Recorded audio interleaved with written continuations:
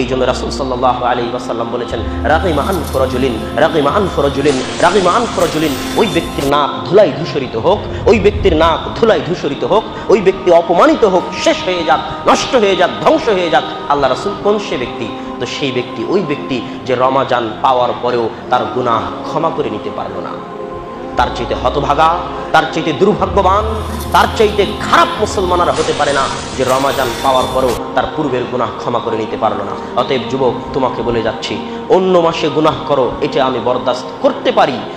গুনাহ করতেছ, তুমি আল্লাহর কাছে সেই গুনাহের ক্ষমা নিয়ে নিতে পারো, কিন্তু আমি মুসলমান, আমার দেহে এক ফোঁটা রক্ত থাকা পর্যন্ত, আমার হৃদয়ে বিন্দুমাত্র ঈমান থাকা পর্যন্ত, আমি যদি মুসলিম মায়ের দুধ খেয়ে থাকি, মুসলিম বাপের রক্ত যদি আমার শরীরে থাকে, তাহলে আমি এটা বরদাস্ত করব না যে রমাজান মাসে কেউ প্রকাশ্যে গুনাহ করবে। রমাজান মাসের একটা সম্মান আছে, রমাজান মাসের একটা মর্যাদা আছে। আল্লাহ এই মাসকে সম্মানিত করেছেন, এই মাসকে মর্যাদামণ্ডিত করেছেন।